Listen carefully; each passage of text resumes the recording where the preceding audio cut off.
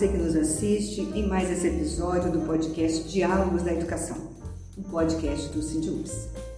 Hoje nós vamos conversar com Lorena Nunes Coutinho. Lorena é empresária, tem uma sócia, na empresa Luminus. Lorena, bem-vinda ao nosso podcast, que é Diálogos da Educação. É um prazer tê-la aqui. E você vai nos contar, a gente vai conversar sobre um assunto muito importante, que é cadastramento sindical no Ministério do Trabalho, porque senão o sindicato pode ser cancelado. Isso mesmo. Lorena, bem-vinda. Bem, obrigada, muito obrigada. Eu agradeço a oportunidade, podcast com o SINDIUPS. Muito feliz. Por que os sindicatos podem ser cancelados? Então, essa portaria, a portaria 3472 de 2023 do Ministério do Trabalho, do Trabalho e Emprego, ela veio com uma proposta, com esse novo governo, de regularização dessas entidades, Então, as entidades sindicais que não foram atualizadas, não entraram no sistema desde 2005, que era obrigação delas, não fizeram isso, e elas tiveram de 2005 até a presente data, até 2021, 23, para fazer esse recadastramento. E muitos não fizeram. Constituído o sindicato, não atualizaram a categoria, não atualizaram a base, deixaram. E o Ministério do Trabalho, por sua vez, se você não mexe na categoria e na base, então ele considera como ativo. Sim, mas porque antes como era feito? Quer dizer, o sindicato se registrava, como é que é? Tinha a carta sindical e aí ele se cadastrava como? Como é que era? Por que mudou? Então, porque sindicatos são sindicatos visíveis, fantasmas. Então, a gente tem várias situações aí, Isso que a gente tem que explicar um pouquinho. Por quê? Antigamente, eu vou voltar no tempo e explicar um pouquinho para a senhora entender. Então, em 89, antigamente o cadastro do sindicato era somente no Ministério do Trabalho. Então, por quê? Porque a gente tem a princípio da unicidade sindical. A unicidade sindical é justamente aquela entidade, o sindicato, proteger aquela categoria, aquelas pessoas dentro de uma determinada região. No caso do SINDIUPS, os servidores da educação dentro do Estado do Espírito Santo. Então, o SINDIUPS ele tem essa preponderância e a funcionalidade de protegê-los. Vamos colocar dessa forma. E aí, o cadastro sindical, desde 89, ele era somente no Ministério do Trabalho. Com o tempo, com várias atualizações em governos, porque o Ministério do Trabalho vai muito para a parte política. Então, é aliado à questão do governo que está vigente. Então, foi feito o registro, foi feita a obrigatoriedade do registro no cartório, Então, a partir de então, o sindicato ele é a única entidade de duplo grau de registro, que ele tem que ter registro em cartório e registro no Ministério do Trabalho. O registro em cartório para dar personalidade jurídica e o registro no Ministério do Trabalho para configurar a unicidade sindical, que é a capacidade de proteger aquela categoria. Tá. E aí, de 89 até 2005, os registros eram feitos somente uma cartinha. Você ia lá, entrava, declarava que tinha tantos trabalhadores na base, que você estava em qual endereço, tinha um telefone, tinha um presidente, tinha uma diretoria, mas efetivamente você não tinha nada. Eu poderia mentir. Exato. Quantos fizeram isso? Vários, Eu li que se não fizerem esse cadastramento, mesmo que fizerem, tende a desaparecer em torno de 1.000 sindicatos no Brasil. Exato. Esse número é crescente, tá? Isso é uma base do que a gente tem, assim, num determinado, até então, superficialmente, num determinado momento. Por quê? Tem vários sindicatos hoje que estão ativos, tem o CNPJ ativo no Ministério do Trabalho, mas não tem um sindicatizado. E agora o Ministério do Trabalho... Chamado sindicato de gaveta? Exatamente. Ou seja, não tem nem uma convenção coletiva, não tem um acordo coletivo. E qual a funcionalidade? Mas eu pensei que eles acabariam, quando acabasse o imposto sindical, esses sindicatos acabariam. Não acabaram? Não acabaram. E assim, porque o brasileiro tem a peculiaridade de se adaptar, Então, creio eu que eles se adaptaram. Mas eles não ganham nada, não tem filiado, não tem acordo coletivo, não tem nada. Como é que, por que eles têm eles... a carta sindical, eles têm a peculiaridade de ter ali, olha, o sindicato, essa base, essa categoria é minha. E aí qualquer outro membro daquela categoria que queira protegê-la efetivamente não consegue.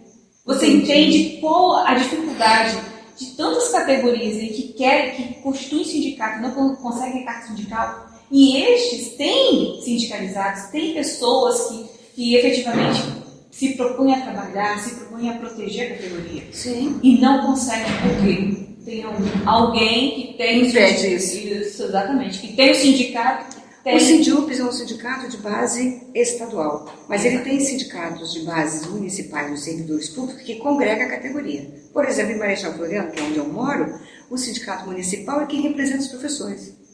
Aí o SINDUPS não tem essa representatividade. Não pode defender essa categoria.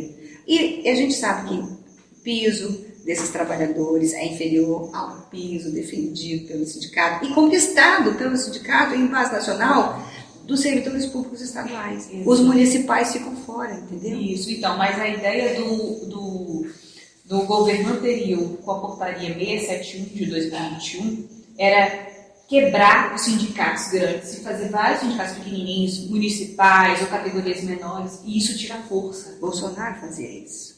Muita maestria.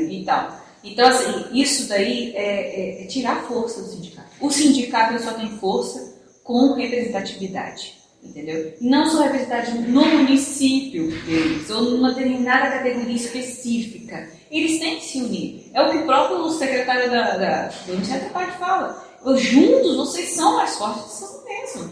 Entendeu? Então, não tem como você simplesmente, eu vou me filiar ao sindicato municipal, ok. Mas você olha quantas coisas que você está perdendo no sindicato estadual. Quem tem mais poder de negociação? O municipal ou o de base estadual, que já tem... Olha aí um recado para você que é trabalhador da educação, que ainda não se filiou ao SINDUPS, por favor, vá lá, preencha a fichinha. Você tem uma série de vantagens. Olha, o sindicato não é só uma entidade que vai para a luta na questão do piso, na questão da progressão. Não. Também tem convênio, tem uma série de coisas. Então, a Lorena está aqui explicando a importância do sindicato, a importância do sindicato ter trabalhadores filiados. O gestor, ele olha com muita... Como é que ele olha com uma lupa para o sindicato que tem trabalhador filiado. Exatamente. Ele olha, o que ele vai observar? Não só o gestor. Não só o gestor. Eu estou falando do gestor, porque a gente está falando do sindicato. A gente está fazendo um podcast com um sindicato que é de trabalhadores públicos. Sim, mas não só o gestor. O gestor da administração pública observa isso. Ao pedido, provavelmente, de um reajuste salarial para aquela categoria, ele vai observar qual o sindicato que está requerendo essa alteração legislativa aqui. É o SINDUPS? É o sindicato municipal. Bom, quem tem mais força? Entendeu? Quem tem força de embate jurídico, de embate, de argumentação, de mobilização? É isso que ele observa. Sim. Quem vai ganhar? Entendeu? Então, quando você se propõe a se filiar ao sindicato, ou não se filiar ao sindicato, você tem que ter a consciência de que aquilo ali vai influenciar toda a minha vida profissional. Não é somente, eu não concordo. Não existe isso. Eu não vou concordar com várias coisas, mas o que eu vou me beneficiar é muito maior do que eu não concordo. Outra coisa, então, Lorena, que eu queria saber, assim, registrar todo o processo burocrático do sindicato, a eleição, a posse, tudo você tem que fazer em cartório. Sim. Beleza. Mas há uma dificuldade muito grande dos sindicatos menores em fazer isso, porque é muito caro. Sim, e aí entra também, e aí eu vou retomar a questão da filiação. Os sindicatos, eles são geridos, administrados, né, por uma diretoria, ok, mas essa diretoria sozinha não consegue bancar. Quem tem que bancar isso são os próprios filiados. Mas mesmo assim, Mariana, eu trabalho em outros sindicatos e assim, eu vejo a dificuldade que eles têm, porque por que o cartório não aceita somente a ata de posse, a ata, e quer saber de todo o procedimento eleitoral. Por que é o cartório que precisa saber disso? Por que não seria o sindicato encaminhar esses documentos, que são poucos, para o cartório, porque você paga uma taxa por cada página que você vai registrar? O cartório é um depósito de documento, não é isso? E aí você manda para o cartório vai registrar bonitinho, e você pega todo o documento. Mas não seria mais fácil os sindicatos encaminharem os documentos mais básicos e apresentarem o restante para o Ministério do Trabalho? Então, o que acontece? Porque hoje é o contrário. O que acontece? O cartório, por sua vez, apesar de muitas pessoas entenderem como depósito de documentos, é o cartório que dá eficácia jurídica, entendeu? Ao documento que você está apresentando. Até então você fez o processo eleitoral de acordo com o seu estatuto. O seu estatuto, ele tem um procedimento eleitoral imenso, entendeu? Isso encarece a entidade, entendeu? Você pode fazer um processo eleitoral mais lisura, mais enxuto e mais barato. No entanto, as pessoas não querem gastar na hora de elaborar o estatuto e faz um copiou-colou, copia de não sei quem, e aí o processo eleitoral fica imenso. Isso que carece, fica custoso. O processo eleitoral ele precisa ser registrado no cartório. Por quê? Isso vai dar segurança jurídica, entendeu? E vai dar eficácia a todo o processo eleitoral. Tendo em vista que, se alguém questionar o seu processo eleitoral, por exemplo, o processo eleitoral do sindicato ou de qualquer outro sindicato, ele vai buscar no cartório, não vai buscar no Ministério do Trabalho. Por quê? Porque é lá no cartório que você vai dar eficácia jurídica a todos os atos da sua eleição. O Ministério do Trabalho, na verdade, ele só vem guardar os documentos para... Hoje é assim. Hoje o Ministério do Trabalho vem guardar os documentos para unicidade sindical. Ele só quer saber se você representa aquela categoria dentro daquela base. Pronto. O restante, toda essa parte de eficácia do processo eleitoral, ele jogou para o cartório, que é o que aconteceu lá em 89. Em 89 houve essa ruptura aí, essa questão de, olha, o cartório vai ficar com eficácia jurídica e eu só vou proteger o princípio da unicidade sindical. Entendi. Eu não quero saber se ele vai fazer comissão... Esse novo governo pensa diferente? Então, esse novo governo talvez ele venha dar uma nova roupagem. Estamos esperando ainda outras portarias. Por quê? Creio que ele não vai mudar a questão do cartório, porque hoje o cartório, como tem um cartório em cada município, eles estão utilizando hoje o cartório para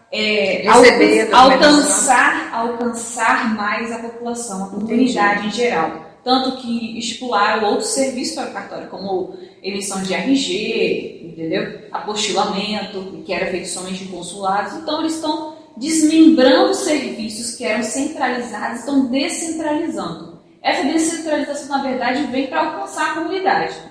Então, isso daí, essa descentralização é algo de rotina mesmo dentro de um governo. Então, até setembro, 30 de setembro... 30 de setembro é o prazo. A estabelece que todo sindicatinho tem que ir lá e apresentar as documentações. Se mudou de telefone... Atualizar tudo. Não só categoria, base, diretoria, mas tudo. Localização do sindicato. Então, aquele sindicato que está com o endereço na casa do presidente está errado. Primeiro, a Receita Federal ela está hoje integrada ao sistema da Prefeitura. A Prefeitura vai emitir o alvará de cancelamento daquele alvará de localização, né? Então, isso de funcionamento daquele lugar. Então, não pode. Não pode ter o endereço do comercial, o endereço do estabelecimento dentro do endereço do presidente. Isso não pode acontecer. Então, a Prefeitura integrada à Receita, que está integrada ao Ministério do Trabalho e Emprego, o que vai acontecer? Com essa integração de dados, de informações, hoje, o sindicato que não tiver atualizado ele vai ser cancelado mesmo. Lorena, você como assessora de vários sindicatos, você já encontrou alguns casos esdrúxulos assim que você podia contar pra gente? Uns eu falei por alto aqui, por exemplo, sindicato que só tem o presidente como sindicalizado. Só tem o presidente, ele não tem outro sindicalizado. Tem trabalhador que já saiu da empresa, mas continua na diretoria do sindicato? Oxe, vários. Nossa, inúmeros. E aí, eu dou o exemplo do pedido do Ministério do Trabalho, que nessa nova portaria. O pedido de autodeclaração do empregado. Por que ele está pedindo essa autodeclaração? O próprio secretário falou, eu recebi aqui na ata de posse a pessoa se declarando como empresário, um trabalhador. E ele pediu a autodeclaração. Por quê? Porque, bom, se você é empresário, você não é trabalhador mais. Ele não tem mais CPF, ele tem CNPJ. Exatamente. Qual o vínculo empregatício jurídica dele? Qual o vínculo empregatício? Então, essas questões, o Ministério do Trabalho, ele tem feito o quê? Um alinhamento de informações para ver. É o pente fino nessa história. É o pente fino. E aí vai por base em muitos sindicatos e simplesmente por não terem conhecimento desse prazo, dessas informações. Essas atualizações faz tudo pela internet, né? Faz tudo pela E a apresentação de documento também pela internet? Faz tudo documento em PDF, assinado digitalmente. Então, assim, tem a facilidade. Tem quem não fizer também. Infelizmente, assim, o que a gente verificamos com isso? Que algumas categorias elas iriam perder representatividade, eles vão ficar sem sindicato, né? Não terão representatividade. O bom é que pode aparecer outros dirigentes que possam lutar mais pela categoria. Exatamente. Eu creio que as pessoas vão tomar conhecimento da importância do sindicato e de se filiar a um sindicato. O principal motivo do pedido dessa atualização ao Ministério do Trabalho, não só desse cadastramento, né, atualização cadastral, é justamente que eles verificaram que tem muitos sindicatos que não fazem acordos coletivos, convenções coletivas há muito tempo. E tem uns que nunca fizeram. Imagina, quem é o sindicato? Que representatividade você tem se você não faz um acordo coletivo? Uma convenção coletiva? Muito interessante isso. Lorena, olha, foi um prazer conversar com você. Olha, você, trabalhador da educação pública, professor, professora, vamos lá no site do sindicato, tem a fichinha de filiação, preencher e encaminhar para a diretoria. O desconto é de 1% do salário mensalmente, quer dizer, não é uma quantidade, não é um valor exorbitante. Não. E você vai contribuir com a luta, é importantíssimo você fazer isso. Bom, o nosso podcast também, ele fica à disposição no YouTube do Sindiups, que é @Sindiups. E você pode assistir esse podcast em qualquer plataforma de áudio preferida, Spotify, Amazon, Google Podcast, Deezer. A que você preferir, você vai lá e pode assistir esse podcast. Então, nos despedimos aqui. Obrigada, Lorena. Muito obrigada. Até nosso próximo episódio.